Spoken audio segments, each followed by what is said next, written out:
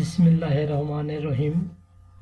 Hello দর্শকবৃন্দ, আজকের বিষয় এ টু জেড গার্মেন্টস অর্ডার নিয়ে বিস্তারিত আলোচনা।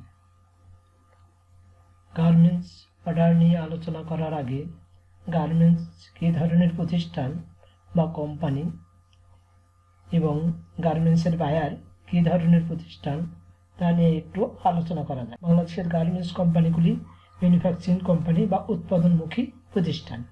এই সমস্ত কোম্পানি বা প্রতিষ্ঠানের কোনো নিজস্ব পণ্য বাজারে থাকে না, বায়ারের চাহিদা মোতাবেক পণ্য তৈরি করে থাকে।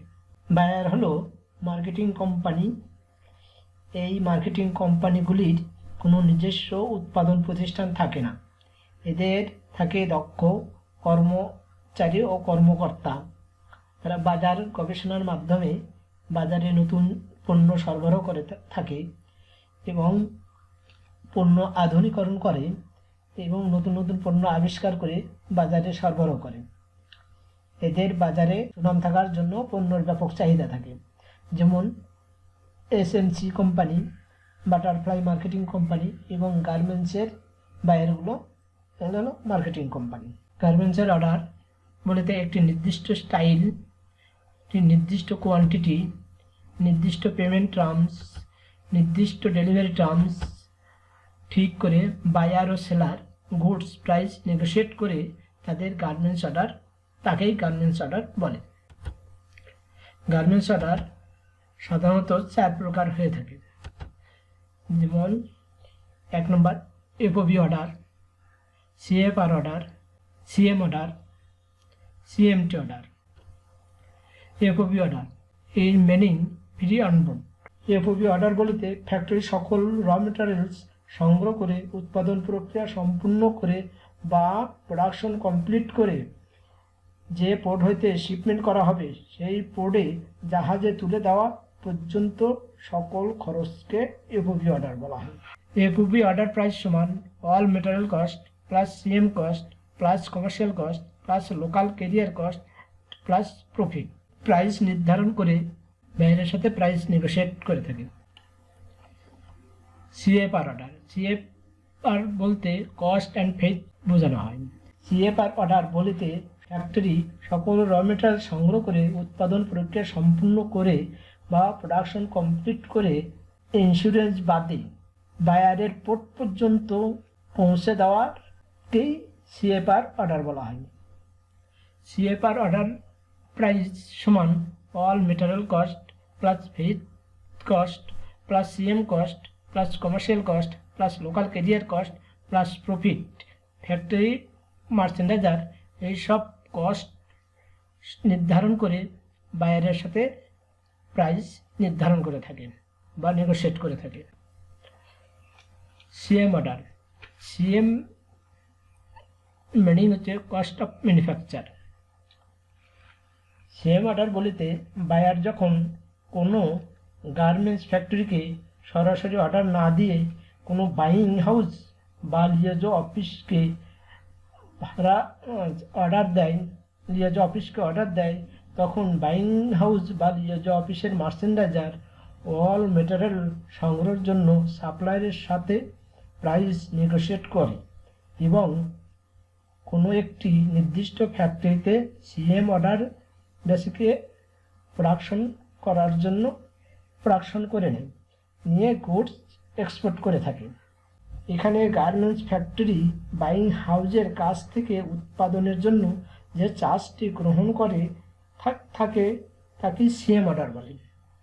সিএম অর্ডার প্রাইস সমান CM cost plus commercial cost plus local career cost plus profit. Price নির্ধারণ করে বাইং অফিসের মার্চেন্ডাইজের সাথে সিএম কস্ট প্রাইস নির্ধারণ করে থাকে।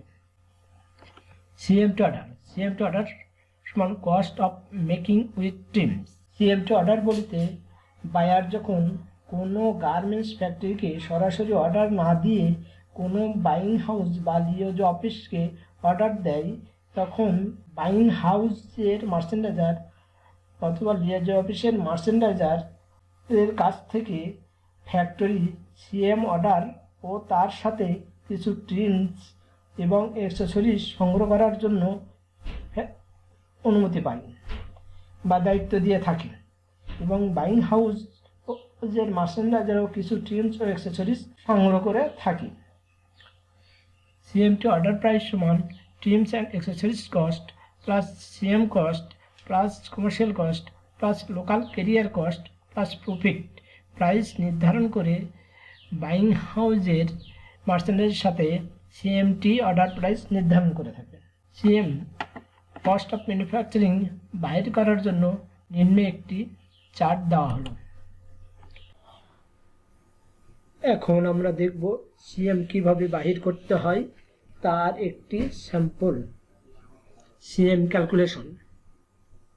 1 নম্বর, ফ্যাক্টরি মান্থলি এক্সপেন্ডিচার 75 লাখ টাকা। Number of machine use in the factory 175 piece. Number of required machine to make a garments item 24 piece, মানে ওই যে গার্মেন্টস অর্ডারটা নেবে সেই গার্মেন্টসে কয়টা মেশিন লাগবে সেই মেশিনটা উল্লেখ করছে। Total target production per day 185 piece, মানে যে অর্ডার যেটা নিয়েছে গার্মেন্টসের এটার পার ডে কত টার্গেটে রাখলো উৎপাদন করবে। Total working day of the month of 26 দিন, এক মাসের ভিতর 26 দিন কাজ হবে। Total working hour per day, মানে প্রতিদিন কয় ঘন্টা কাজ করবে, 10 ঘন্টা, সেটাই বলা হয়েছে। ফ্যাক্টরি মান্থলি এক্সপেন্ডিচার গুণন required total number machine to make a garments item divided by factory total machine গুণন ওয়ার্কিং ডে অফ মান্থ গুণন working per hour day per day গুণন টার্গেট প্রোডাকশন। গার্মেন্টস ক্যালকুলেশন নিচে একটা calculation দেওয়া হয়েছে। এখানে total monthly expenditure of the factory 75 lakh টাকা। Total number of machine of the factory 175 piece. Total number of machine required for make a garments 24। Total production per day 185। Total working day of month 26। Total average working per hour day 10। Calculation করলে per piece আসে 21 টাকা 38 পয়সা, পার dozen আসে 256.61 টাকা, এবং পার dozen US dollar হয় $2.98। এইভাবেই গার্মেন্টসের CM ক্যালকুলেশন করা হয়। আজকে এখানে শেষ করছি। আপনারা সুস্থ থাকুন, ভালো থাকুন এবং ভিডিওগুলি দেখতে থাকুন, এবং যারা এখনও সাবস্ক্রাইব করে নাই চ্যানেলটি তারা সাবস্ক্রাইব করবেন এবং বেশি বেশি শেয়ার ও লাইক ও কমেন্ট করবেন। আল্লাহ হাফিজ।